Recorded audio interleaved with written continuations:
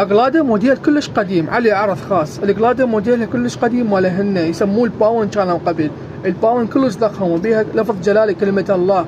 الزنجير مالته متره وحده قاردون، شغل يدوي، هذا شغل موصلي. هذا القاردون شوف الطول مال القاردون ايش طوله. البنات اللي لبسن الحجاب هذا القاردون يفيد شن. اللمعه مالته شغله من جهتين مو من جهه واحده. القاردون شوفي هاي الجهه وهاي الجهه الثانيه، لمعته كلش حلوه مبينه وبارزه من بعيد، وبيه قفل هماتين تتكبر تصغر. بنا حاط لكم زنجير اذا تريدين تكبرينه بعد.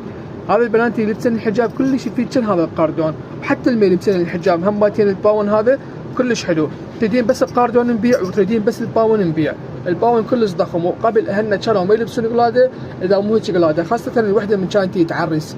العريس لازم يشتري له هيك قلاده، لو اشتري له هذا الباون لو اشتري له السبحه. اكثر شيء كانوا قبل يشترون هيك اشياء، ما يشترون غير موديل. الباون كلش طاش قبل كان، واي واحد حاب يذكر امه بايام زمانه يشوف له هذه القلاده ويقول لها يمه